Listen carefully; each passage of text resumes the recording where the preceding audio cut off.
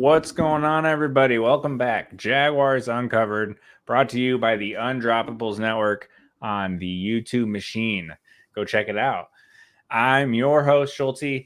You got my co-host, Josh, on the other side of the screen, and sandwiched in between, we got our special guest tonight. You all know him. It's Dilla. And tonight, I'm going to be honest. All I got to say is because Jaguars.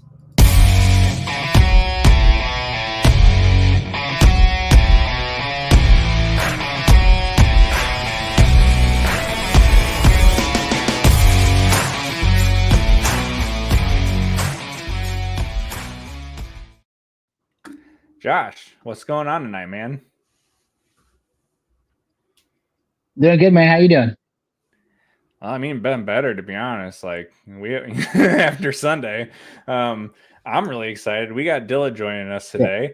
Dilla, what's going on with you, man? Not too much, guys. Thanks for having me on. I super appreciate it. Shout out to the listeners. I don't know if you guys know me or not, but if you don't know me, big Jags fan. Been around the block, Jacksonville OG, born in 91, got the team in 95. Only know the Jaguars as my football team don't know of life without the Jaguars. So I've been there the whole time. Real, like I said, OG fan, like thick and thin. Road trip Dilla, home game Dilla. I think last year I got like promoted, so I missed my first game since like 2013 last year. So it's like, I'm there. Love talking Jags, so thanks for having me on, guys. Hell yeah. So I joined Twitter in like 2009. And I was always like a hard follower in Jags Twitter. I never interacted much a long time ago, but like you were always, like you've always been there. so yeah, sure. Shout out for that. But yeah, this one, guys, is going to go down all time because Jaguars game. I have zero doubt in my mind. We're going to get to the in-depth breakdown here in a minute, but 92% win probability at the time of the ETN play. And I mean, like, let's be real, you can't calculate it like a mid play, but if you were even, like break that down even further to the millisecond before the fumble, it's probably even higher. And the worst part here, guys, is right coming off of that just beautiful drive, 90 something yards. They got pinned back there hard. They were mixing the run and pass. Like they were just pounding away. It was beautiful. And of course it was a Jaguars move in a movie that we've all seen way too many times. First we're going to talk about for your trip to the game, because the Bold City showed out and, looked like a ton of fun. So Dilla, go ahead, take the floor here for a minute. Yeah, for sure. So we did go to the game this past weekend. Like I was talking to the guys before we started recording. I've been to a ton of away games, over 20 away games, probably like closer to 27, 28. And I think I've seen 6 wins. So in terms of win-loss, this was nothing new. It's a lot more fun to travel and watch the Doug Peterson Jaguars because you get full games of entertainment instead of half side of time. So it was really cool. But, I think it's really fun. And we talked about it while we were at the bar on Saturday night, how going to that first away game, you have like all the optimism in the world. So like vibes are so good. You don't have any narrative from, what people are saying or what you're thinking about the team. It's a whole new slate and everyone's got, great vibes going. So if you guys were there, it was a blast. The tailgate was crazy. The barbecue food that was crazy. Music was good. The drinks were free. They were part of the package.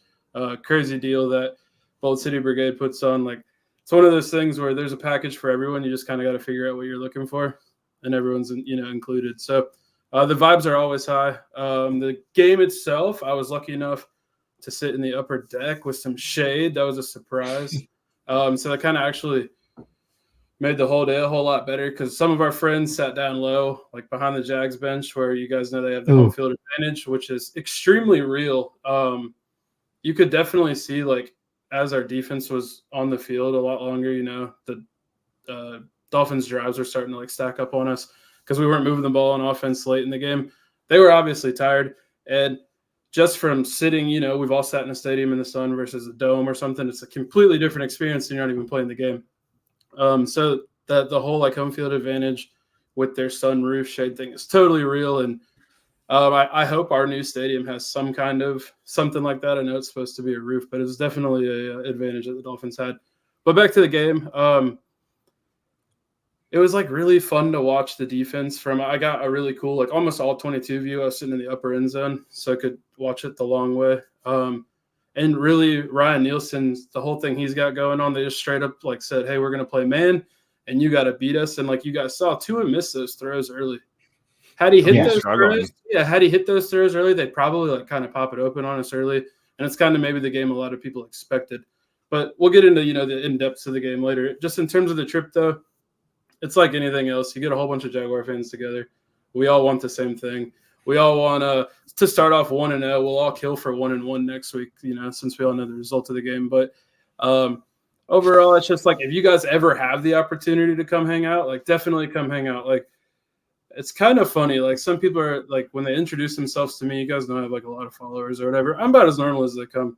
Just want to shoot the shit and hang out and talk to you. I mean, things, and we might not hang out the whole entire trip, but like when it's tailgate football time, everyone should come hang out. I think it's like one of the coolest experiences and the coolest parts about being a Jaguars fan, especially in Jacksonville. It's like a big, small town. So there's like certain people who I like look at as family, and that all like cultivated through Jaguars fandom and like tailgates and friendships and away games and going to the draft. And I've just done so many cool things Jaguars related. So experiences out of 10. My bad, not to cut you off, but no, you're fine. I just like genuinely think if you guys ever have the opportunity, like definitely come through and hang out. I would say I can attest. I got to go to the enshrinement, and I was hanging out at the bar with a couple people, and you and Cap were there, and we popped over and said hey and hung out for a bit, and then we walked to the stadium together. We got yelled at by some lame-o security guys. Yeah. And yeah, just say hey to Dilla. He'll be real cool.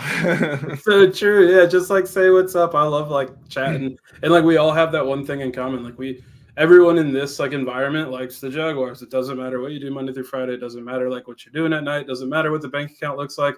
We all like the Jaguars, and that's like a really cool it's just like good energy, man. And that's like why it's so much more fun when they're good, because you got like everyone's got the same goal, everyone's got the same wants, and like when it's happening, the vibes are just good. And as you guys can tell, I'm a vibes guy. I love vibes. The vibes, are immaculate when the wins are coming. That's for sure. Okay, let's get into the actual game. I love it, man. Josh, you haven't had much turn here. Take us away on some of these offensive performances. Yeah, like Dilla stated in the beginning of it, I mean, we started off hot and we were looking good, man. Trevor was cooking early. You started seeing some deep shots to Gabe, that deep shot to Brian Thomas, even though it was short. I mean, dude, when he let it go, you just knew something good was about to happen. And then when it was on Ramsey, man, you're just like, oh, that's what I want to see. It sucked he dropped it and we couldn't really get that moment, but it was still nice. Like, and then him getting up jawing was just perfect. And then Tank Bigsby, man, just a completely different running back than he was last year. You could tell, like, the dude's got it this year. You just got to let him run with like a decent amount of the sticks. Just no short yardage for him. So it's so true that you say that, because our first 4 drives we scored, or like we didn't. Can't remember the exact order. I know we got it right here, but we didn't score, then we scored. We didn't score, and then we scored. Right. So it's our first 4 drives, 2 touchdowns, 2 non-touchdowns, and we didn't even really move the ball that great on those other 2 drives. Every drive we moved the ball.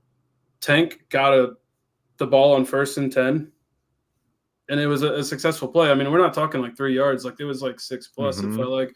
And that really allowed like them to open up the playbook. And I know that we're all like super down and negative on how the game ended, but the game was going very well for so long that literally, while we've all complained about the coaching and how the play calling seemed to fall off, something we haven't really talked about, which also goes to coaching, is the mentality of the football team. That fumble and the big play completely shocked them. They looked like a completely different team. The energy on the sideline, that's something I didn't touch on earlier from being there, fell off a cliff. And we were all looking at each other like, yep, we all know it's going to happen. And sure enough, it's exactly what happened. Yeah, and like I'm sure you could feel in person, like big time. Like you just could tell on TV, because we've all watched this team. And it was like, okay, maybe we can do this, but as soon as the Tyreek play happened, then it was like, nope.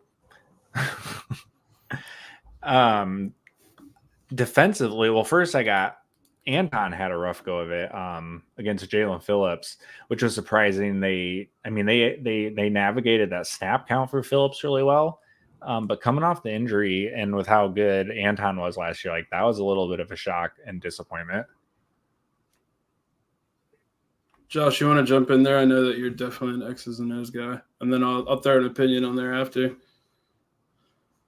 Yeah, Anton did kind of look rough. I mean, where last year he was bad in run blocking and good in pass pro, it looked almost opposite this game. It looked like he was doing really good in the run game with Jalen Phillips, man. I don't know if it's that speed rush, like the bend, he just couldn't hang early, and the heat probably had something to do with it. But yeah, it felt like every third down you just had to like hold your breath around that bend because Phillips was just killing it.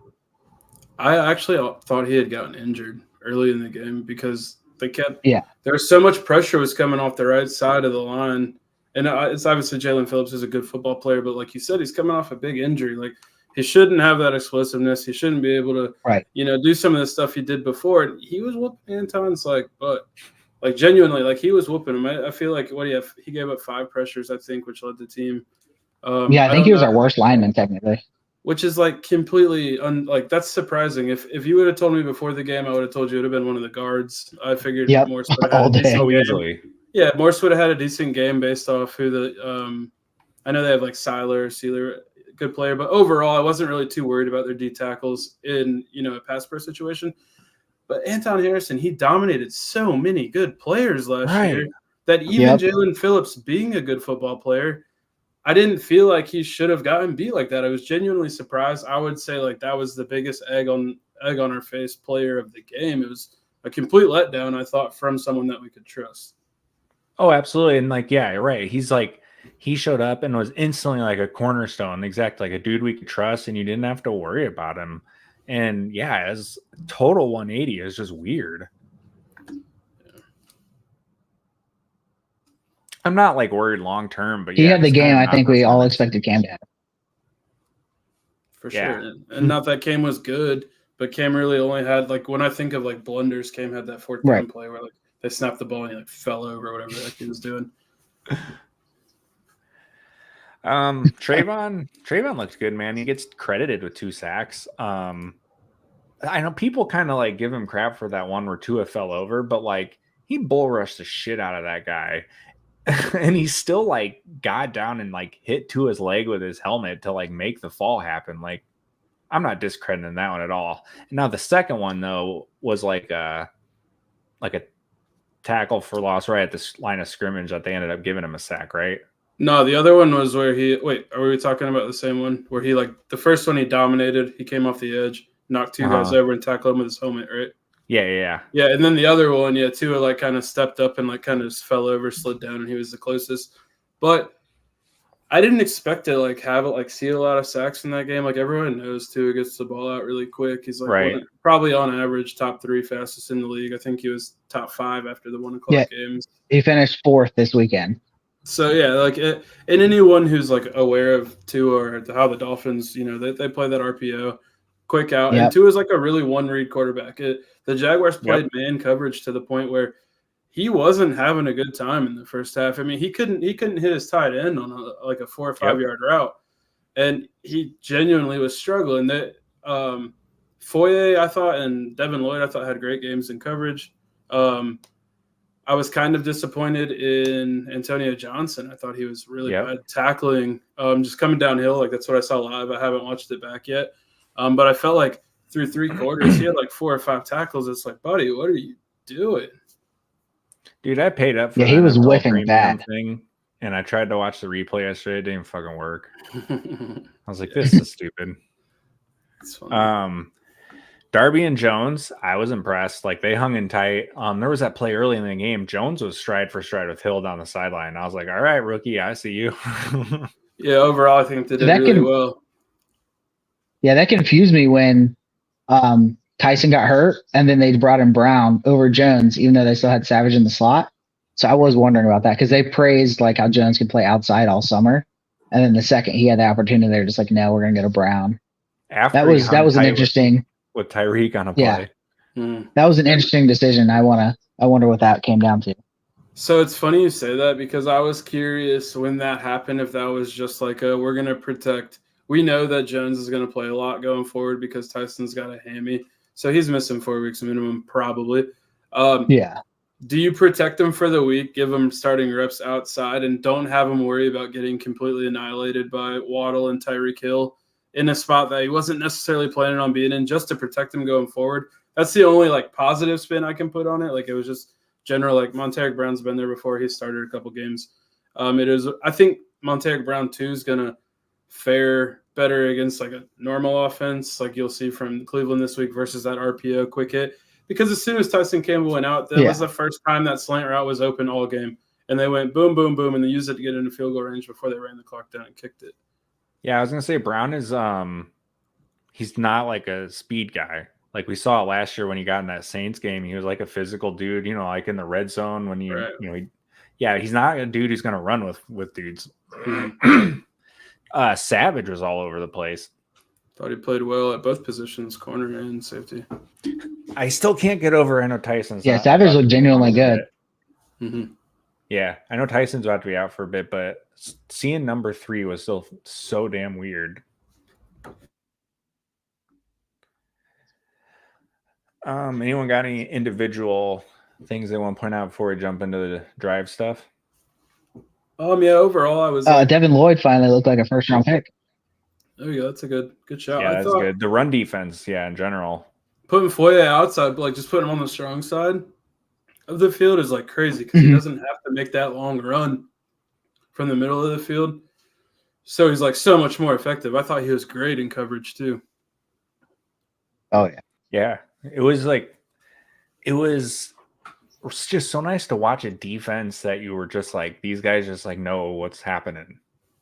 For sure. Like, you can just tell how well coached they are. Definitely. Everyone knew what their job was. And I think the errors that you saw, Cisco especially, on that Tyreek bomb, I was watching Cisco, and Cisco didn't turn his hips and start running until Tyreek was across his face, and you lose at that point. Like, it's over.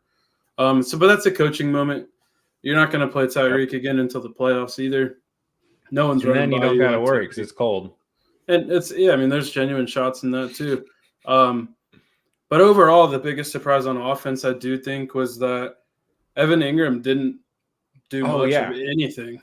It just genuinely was like he wasn't great in the run game, which isn't expected of him. Like no one's expecting him to go out there and put people in their ass. Like he's a receiving tight end, but I think he had 5 targets, maybe 1 catch. It's just not 1 catch, 5 yards, 4 targets. 4 targets, 5 yards. That's what it was, and that's just like I think the only person I would have thought going into the game that would have been a lock fantasy wise to play would be Evan Ingram, and he just was completely eliminated. So that was kind of a surprise.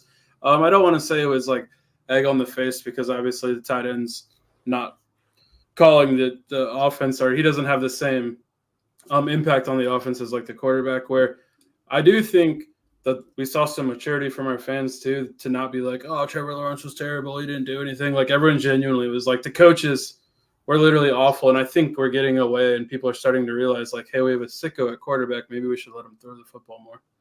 It's such a classic like all 22 Trevor game too, because what is he? What I wrote down, 12 for 21 for 162 and a touchdown. Yep. You look at that once again, you say, this is fucking Daniel Jones. Yeah, and then you go back and you look at, you got Kirk on that wheel, on that slot fade. He's like wide open, like normal. They run that play all the time, and he drops the ball. No, that was one Trevor fadeaway. Yeah, just like when they dropped that one, I was like, dude, what is wrong with Christian Kirk? Like, he wasn't there in preseason. He was hurt, and he looked terrible. But that other one that I think he hit Kirk down the seam too. Like but that throw is bananas. Like no other quarterback we've had was ever making that throw either. Right. The quarterback is just dicing him up, and he's just getting no help. I thought Gabe Davis was a positive. Like overall, I thought he had a positive impact on the game. I don't really know what to expect from him stat wise, so I was excited to see Zero catching the ball and moving the chains a little bit early on. Yeah, they did a good job using him intermediate and somewhat deep, working that in. Yep. It felt like we attacked the intermediate way more than we usually do. Definitely. And like where typically Evan would get that low drag instead of attacking intermediate, it felt like that he was going after Brian Thomas and Gabe, especially in that intermediate area. Like that stopper from Brian Thomas was just nasty work. Oh, Sick. yeah, that was really nice. I think I was that like, was where's always, this going? And it was just right there. came right back to it. Yeah. And though I think that was also another positive that people aren't talking about Brian Thomas. I think he won on 4 different routes. All of his catches were a different route. He was awesome. Definitely not For stuff sure. that And I thought I was going to see. No, for sure. So I saw him run that same route that he scored a touchdown on against I think it was the Falcons. It might have been our second preseason game when the starter quarterback was out, like Lawrence wasn't in, and Mac Jones just like didn't see it. But I was like, man, I don't remember him being this good over the middle or like looking like this progressing through the middle of the field when he was at LSU. And I know they didn't have him do it as much, so there's like not a huge sample size to look at it.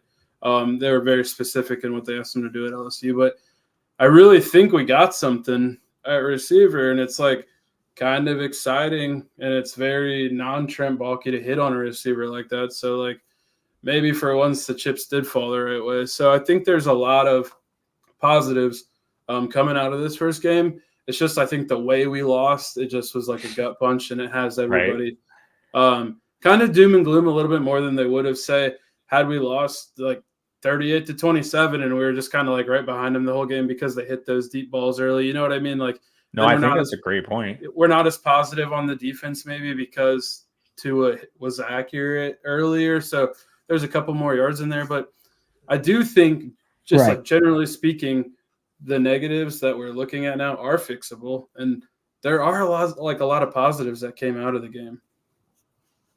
Yeah, I mean, I definitely agree with you on that. And yeah, the way it happened is just like it is going to leave that bitter taste, and it's going to be there for a long time. But yeah, the Jags have to earn it back this week. If they go lay another egg, it's going to be like down in the dumps, and there won't be much like, well, there's positives to take out. There won't be.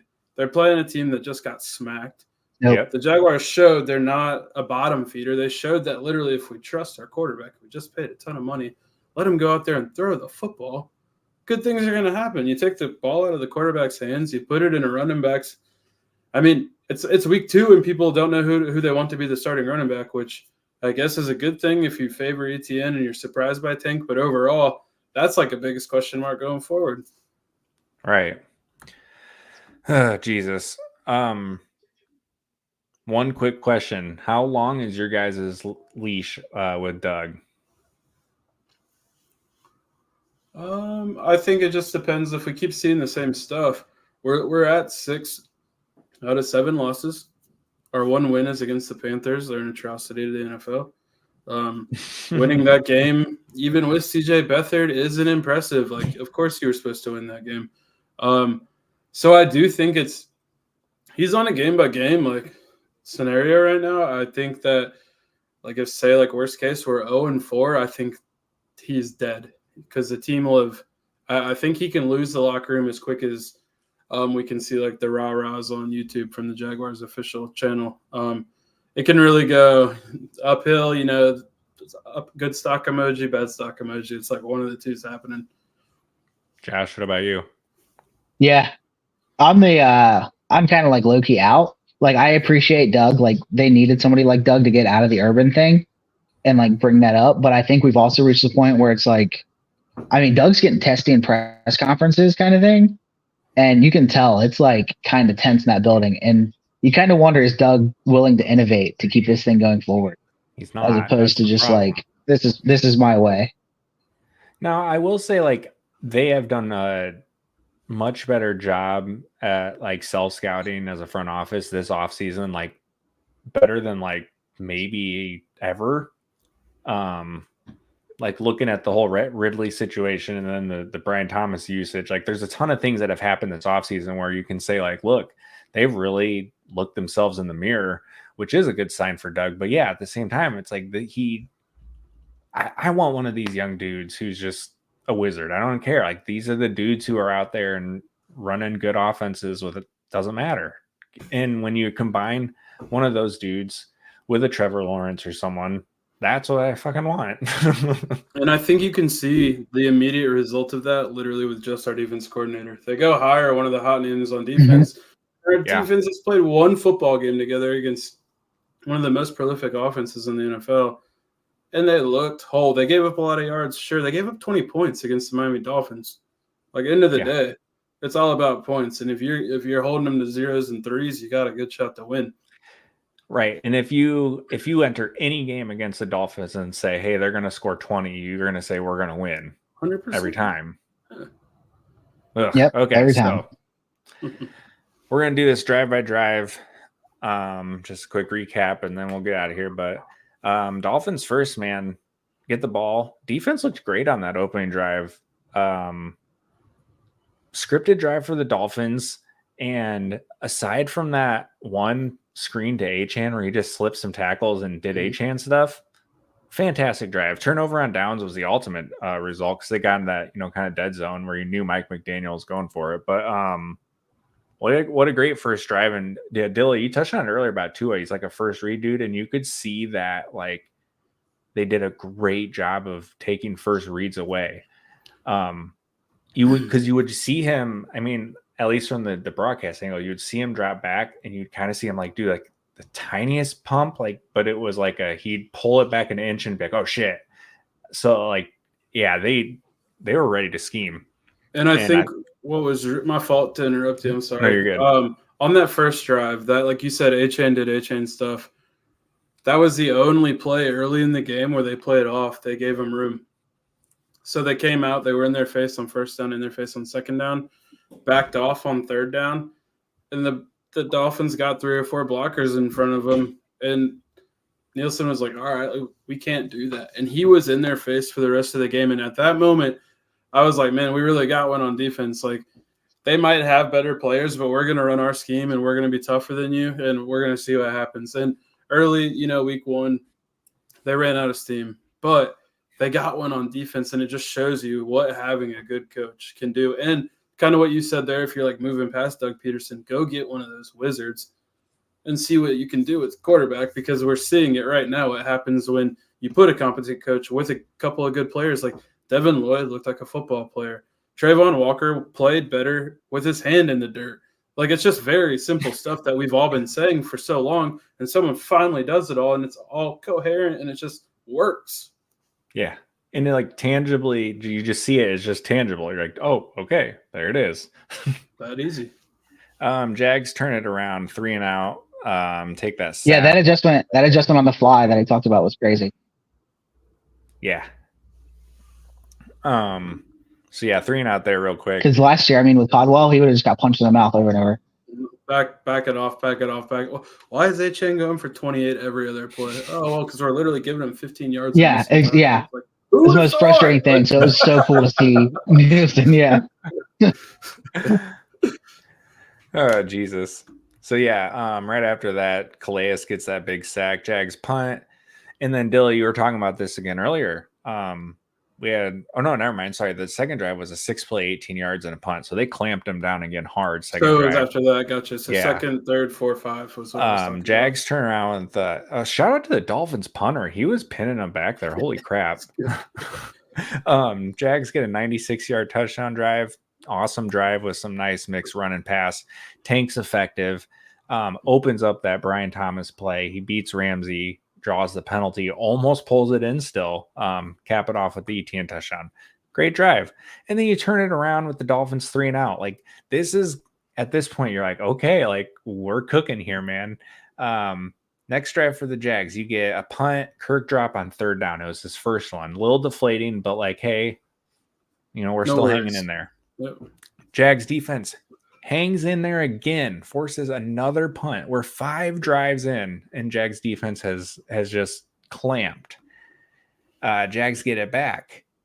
Great, another good drive. You get the beautiful touchdown pass to Brian Thomas. We haven't talked about that one yet, but holy shit. Trevor let that ball go so early.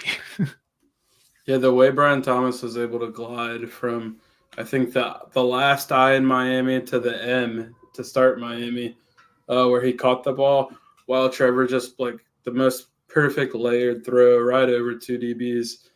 It's actually really funny. So that was in my end zone. Brian Thomas ran like across my face and scored in the back of the end zone. And when Trevor threw the ball, I immediately was like, "Oh, Pittsburgh Steelers away last year." Like I was like, Yeah. "What is he doing?" And then it went over the DBs, and Brian Thomas catches it and taps his 2 feet down. And I remember looking at like the homies, and I was like, "Did that just like happen? Like that just genuinely happened?" And then, of course, like yesterday or today, whenever it was, we saw the sicko view that Mike Renner tweeted out from the All-22, and you're just like, the guys know what they're doing. They're very talented football players. Let's let them play football. Yeah, and it looks so natural from Brian Thomas too. Like you mentioned, that route adjustment. It's just like that's something you can't teach. And yeah, it was beautiful. Josh, you got anything to add before I keep moving along? No, I mean, he touched on it great. It was once we got that All-22 view, it was like, wow, that was the nastiest throw we've had in a long time. And that's something we don't catch last year. I know a lot of people pointed that out, but like last year, that's a 1-footer right there. You're not wrong. Absolutely. Yeah. I mean, it was so damn good that like you've got, I mean, obviously there's a ton of national dudes who give Trevor a ton of love, like on the film, but like there's people, I saw a ton of people saying this is the throw from week 1. And like, that just like, even with Trevor, that doesn't happen. So it's like, that was awesome. So after that one, unfortunately, Dolphins finally strike. Dolphins get the touchdown, but it takes until the 4-minute mark left in half for Tua to complete a pass of like 3 more air yards. Now I didn't look up the real number, but like legitimately like more than 3 yards past the line of scrimmage. Took him until the like 4-minute mark to hit that one to Waddle on like a corner route. It was pathetic. And like Dilly, you talked about as the getting him, like disrupting him, and then from there is like he was in trouble and they just couldn't get it going. And then when he was releasing, he was inaccurate early. They were messing with him, and you did kind of feel like this was the drive that started the snowball a little bit. But they were able to manage it for so well throughout the early third quarter. It's just like, oh, man, what a ugh. Yeah, when Trev got the ball back late in the second quarter, went down the field, we kicked a field goal and Cam hit it. I was like, we're good. We're about to get the ball coming out of the half, and we're good. It's all good that they scored a touchdown. We score and we get the ball back. Like that's like when you play Madden, that's all you ever want. You want to score before halftime and get the ball back. So you didn't get that opportunity this week or this past game against Ship, did you? It's so funny because we can like talk about that for a second. Shout out to Jags chat. If you guys are on Twitch, follow me. I like do a little Madden Jags pod, super unserious but really fun thing. And I was playing John Shipley, and we played in the Madden League before. And I told him, I was like, bro, I'm literally like reading notes while we're playing. If you just run hurry up, you'll whoop my ass. And that's what he did that time. He was like running hurry up plays, and I texted him after, and I was like, "Oh, at least I know you listen to me." So it was pretty funny. That's awesome. Shout out to John. But yeah, you mentioned they come back and get that field goal. Was that into like coming at you? Yep, coming at us that way. The TV broadcast, it was awesome because it looked like it was wide, but then it didn't even curve. It just like shifted left. Really? Yeah, that's one of those like in the stadiums. I was like probably, I don't know. I was like over the other seats, like the side of the field seats. Like that's how far wide I was. So like, like field goals, you just look at the referee. It's either good or no good. You got no idea what's going on. No, if you catch the broadcast on that one from way behind him, it looks like he's going like right at the upright or it's going to go to the right. And it just like shifts to the left. Like if there was like a breeze, he like knew was right there, or like he knew like he kicked it in I don't know, like it was just like it just looked like that was on purpose, and he fucking nailed it. He's a beast, dude. I love it's so nice having a young dude who's just like confident. If he hits like 85% this year, I think everyone's gonna be fine, and he'll be a really successful player like forward for us. Oh, easily, and he's got the leg obviously, and he's 21. Like the dude's only going to get stronger.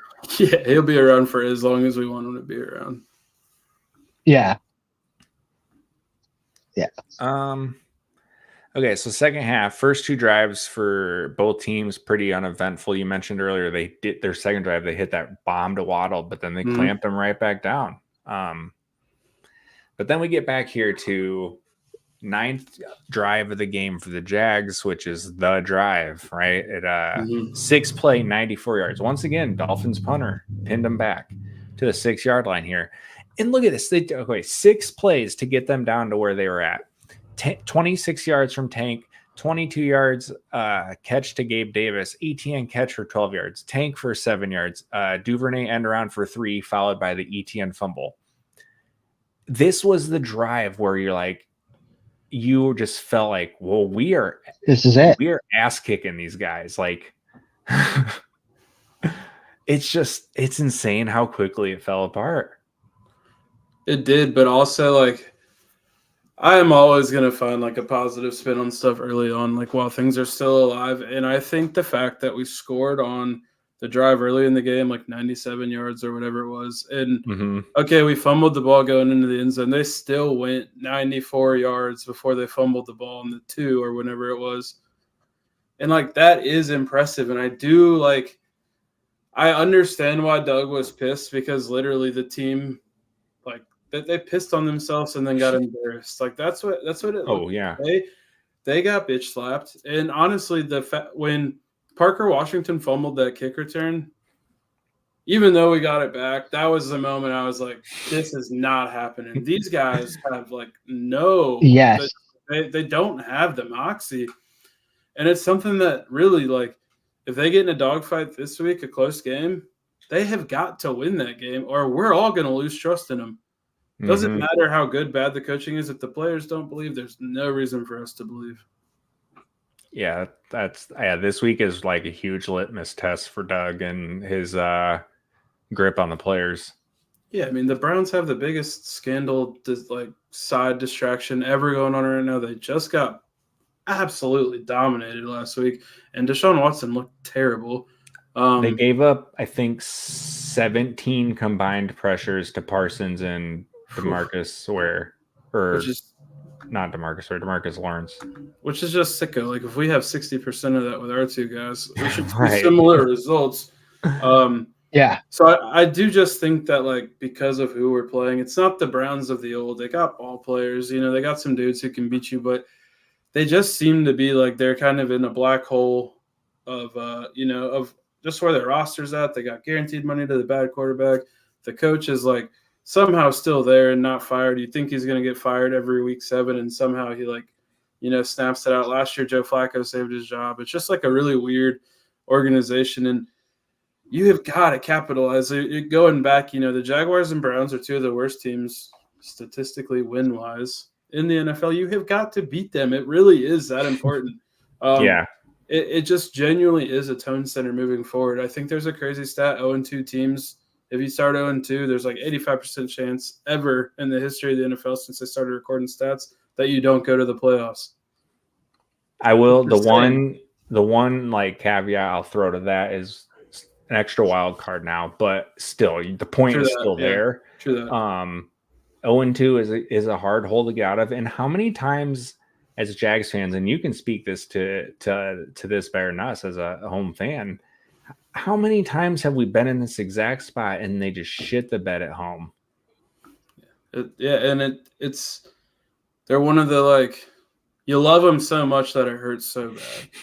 So it's like, it's more than just like them embarrassing themselves. Yeah. It's just like, I said so many stupid things to people because I believed in you, and now you make me look stupid. And I'm not really mad. I'm just disappointed. Like, I want you to know, but they don't care what I think. But anyway, you know what I'm saying? It's just like, it's pretty hits you in the feels, man. Hits you in the feels. They go out and embarrass you in front of your friends. Especially for you guys, because where do you guys live at? I'm in North Carolina now, but I was in Indiana. Okay. I just moved down here recently. And Josh, where are you at? Yeah, and I'm just north of Cincinnati, so I'm in Bengals country, and that's what I thought. You guys are both far away. So like, it's got to be tough being a Jaguars fan. Like, I like, at least my college teams in Alabama. I like it. I have gotten a lot of success since I graduated high school. Like, they've been elite, and the Jaguars always make me sad.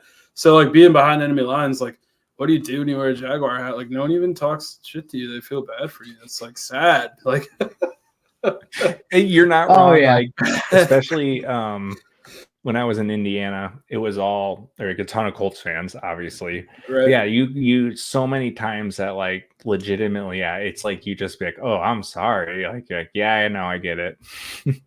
Yeah. I get the classic, like, I didn't know Jags fans were around here. Yeah, Heard that 12 times this past weekend. I'm sure. Idiots. So anyways, yeah, the Dolphins wind it right back after the ETN play 80-yard to Tyreek. And honestly, on the broadcast, if you like freeze frame it, he has no business scoring a touchdown.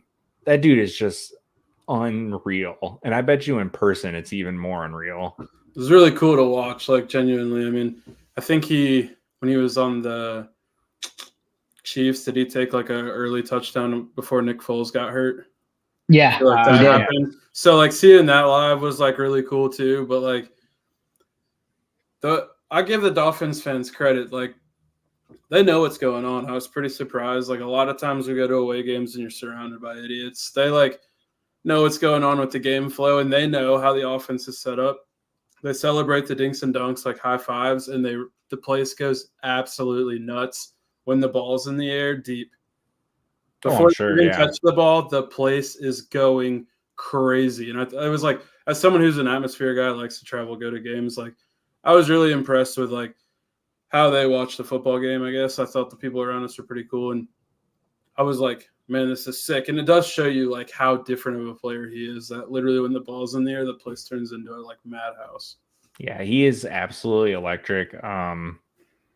He's been one of my favorite players to watch for a long time simply because it's like, yeah, like I remember his last year in Kansas City, that stupid, insane Buffalo playoff game. 13 seconds was all Tyreek. Yeah, like he just took that game over. It was stupid. And then let's see, Jags get the turnover on downs coming out of that. 4 runs. And then after that, you get an ETN outside run on the 4th from the 30. It's just like, what a terrible drive. I think that I wrote this poorly down in the notes. I believe they ran one early. Oh, no, never mind. That's the next one. No, it was just 4 straight runs. 1, 2, 3, 4. Yeah, it was. 4th down was atrocious. And I do think that Doug knew they were cooked mentally. And if they got that 4th down play, there was a chance to spark them. And that's why he went for it. And that's why he got kind of pissy during that. Like, I was being aggressive. And it's like, well, you really weren't, because the play you called was like extremely stupid. I don't know if you guys saw it, but like when Trevor Lawrence went up under center, he could have QB snuck it. Their gap was wide open. They didn't even have both like A gaps taken care of. It was only to one side. Yeah. He easily falls forward. I mean, he does that stupid reach play. Like, even if he doesn't do that, he's getting the 1st down every time with Morse there. Hey, it's a giraffe. It's just gonna happen. Like, and they just like refuse to do it. It's like they're scared. With Fortner being like, they got like PTSD or something. I'm not sure, but I do think they did that like really dumb play trying to spark it, and it just backfired. It just didn't work. It is also interesting because Trevor's taken that call on his own before. Yeah, and I think we could feel it at the time. I mean, I know I did, at least watching it. Like, you knew he was going to go for it anyway, but I don't think any of us thought I thought it was going to be like another dive. Like, we're going to power it. We're going to ISO this thing right off Morse's back and try to get this. But then we saw the toss. It was just like, what the hell are we doing? And had they done that, I would have respected it. If they got stuffed trying to power it up the middle, like, at least that makes sense. Trying to go wide when you never are successful wide, you always try and go wide on 4th and short. It never works. Never. It's 3 Except years for that of the one time same it thing. did in the playoffs. You're right, against the Chargers. And honestly, like, thank God it worked that time, because how like deflating would that have been? But anyway, it's just, I don't know. It's just literally doesn't ever work. I think, like you're saying, maybe it's worked one time and they just will not like throw it out of the playbook. Yep. I think there was someone in like a fullback H-back spot on that play. Like, yeah, it was. They were in like some kind of offset pistol, and then he went Tank. up under center. Was it? Yeah, it was Tank, and ETN was behind him. Mm-hmm. like Tank is eating them up. Why not just give him the ball and see what happens? It's just, I don't know. There's so much that they do, and because the coaching was so stupid, I do think that we missed some of the really positive spots, and I've talked about that, but Right. it's just, I don't know, man. It's so defeating sometimes because it's such a simple game. I tweeted during the game. I took like a little joke at the play caller situation, but I said, "Hey, the Jaguars play caller's cooking today," because we don't know who it is technically, Right. but until the ETN fumble, the play caller was fucking cooking. Having a great game, yeah, genuinely. That's what made it so weird with that second half. Is like everything felt so different and was moving so good, and then the second half was just like it felt like we had two different play callers. And I heard we did have two different play callers, but I don't know. No one will tell me who was who, like who called in the first half and who calls. But a lot of people are like, no, for sure, they definitely split the duties. So I think that's something that really did happen. That's just such a weird philosophy. I don't get that. When I first heard that they were doing that, even in Philly, it didn't make sense. I was like, there's no way. And sure enough, it is. Why you can't build continuity? Like, I get that you want the like the brain partnership and stuff, but that just seems, it's weird to me. Regardless, once the ETN play happens, you gotta recognize what the hell just happened and adjust the play calling accordingly. And it didn't happen. I think it was press in the first half, personally. Just the way it was moving, we used a lot more motion and stuff. That's just my hot take for the week, and I was actually pleased with it. I wouldn't be shocked either way. I'll say that at least. Like, I don't think you're wrong with that take, but I also wouldn't be shocked to find the flip side, because you saw a lot of the more attacking the intermediate stuff, like the different routes for Thomas that we saw in the preseason, where we definitely were pretty sure it was press. I think you might be onto something there. And then, but yeah, so the Dolphins, they run the stupid outside play. Dolphins get a missed field goal. We get bailed out again. Like, they just they tried to give it back to us, and we just didn't want nothing to do. We come back. You get offsides on 1st and 10. ETN takes a first down run for 11. 2 runs and a pass on 3rd and 5 with the Kirk drop, the one we mentioned earlier, on that Trevor fadeaway throw to the sideline, which, like, I know, Josh, you've mentioned it a couple times on the show. That Trevor fadeaway, he's just so good at that left sideline fadeaway throw. Yeah, when that all-22 came out, it was pretty gnarly because he was like opposite hash and then drifted, and he felt the pressure, so he drifted left right before he released it. And it was just right on the money. Kirk just mistimed his jump. It was the weirdest jump I've ever seen. The announcers tried to explain it. Yeah. They tried to say, like, overthrew it or something. It's like, no, that jump was awful. So yeah, once again, deflating moment right at a time where it's like they tried to give it back to us. Dolphins drive down, get the tying field goal, and then once again, tie game. 4-minute drive to take this shit over for yourself. And what do? Run, sack. Now, the second sack we've seen, I don't know if it was the first or second. One of the sacks, I think Travis Holmes from Big Cat Country posted that Gabe, he probably should have seen Gabe. But the other one was just like he had 0 shot. Regardless, abysmal. It's just sometimes too, I think on the first drive of the game, we get the big momentum play, stop him on 4th down, and they try and get too cute and they run that play action bootleg and he gets sacked. Like off rip, we lose 13 yards. That play's dead. Yep. Too many times when he got sacked this week, it felt like the play call never gave him a chance to succeed. And I think that goes a lot more into like what are the coaches doing? Like it really magnified it, and like thinking back, you really think about those moments in the game and you're just like what? For the same reason, like why are we not running Brian Thomas Jr. down the field the whole second half? Like there's just so many things that like I get fired up thinking about it right now. Just like my brain just like, boom, boom, boom, boom, boom. Like so many stupid things. If it was someone who worked for me who was calling plays, like I would not be thrilled with them right now. We would definitely have like a sit down and like talked about like It just doesn't make sense. But then you hear the coach come out and he says the defense needs to coach the ball better. And it's like, doesn't make sense. Never says anything bad about Press Taylor, and it drives me insane. Yeah. And then the like subtle digs at Trevor is like, that's where not like the one, he had one this week. I don't remember what it was, but I remember reading it like on Twitter and being like, that was kind of some shade at Trevor. And it's like, that's where he's starting to lose me, because it's like, obviously we're Trevor apologists and we love him, but it's because he has legit earned it. Like, he is that dude. And if you don't see it, you're stupid. I'm sorry. Facts. But he is that good. And so, yeah, I am going to defend him for it. And if you're like, no self-awareness from Doug to sit there and throw shade at Trevor standing up there. Yeah, I wanted to touch on that last play too, where like we said we should hit Dave or Gabe. Like that was I think they said it was all curls. And the Dolphins are playing man coverage. So with all curls and man, you're expecting a tight window throw and your receiver to do something at that point. You're literally making it Trevor play on hard mode for this crucial third down instead of like scheming something up. Like you said, let Brian Thomas clear somebody out and do another intermediate throw. Like all curls against man is just crazy.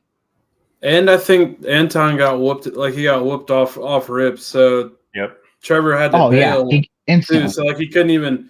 He had, like you said, tight window throw, had to be quick because it's man coverage and they're all running the same route. If they sit on it, you can't do anything anyway. They're going to get their hand in there and break it up.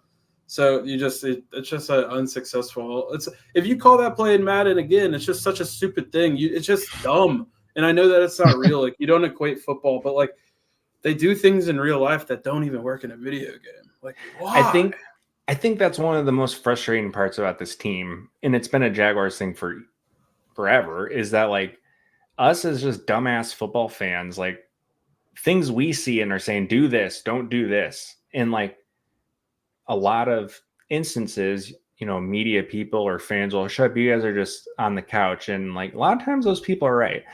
No, not with this damn football team. There's been so many times where we say things, and then if they would have listened to us, hey, you know what? We would have been right. So true, man. Yeah. So then when the Dolphins get the ball back, everybody knew like this one, like they're gonna get it, and they did, and it was over.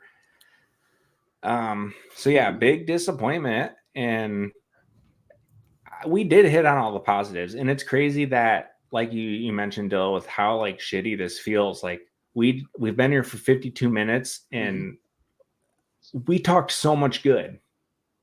So yeah, like you're dead on about that. Like there is so many good things to take away here, but also at the same time, like if that doesn't translate into a victory and like a legit showing this week, it's gonna get bad. Definitely agree. Normally here before I get out of here, I like to do a little bit MVP of the week, and like make fun of someone, or like one of the preseasons it was Anton because he pancaked a guy, so it was the most valuable pancake. This week is no one. Nobody fucking deserves anything. Everybody sucks.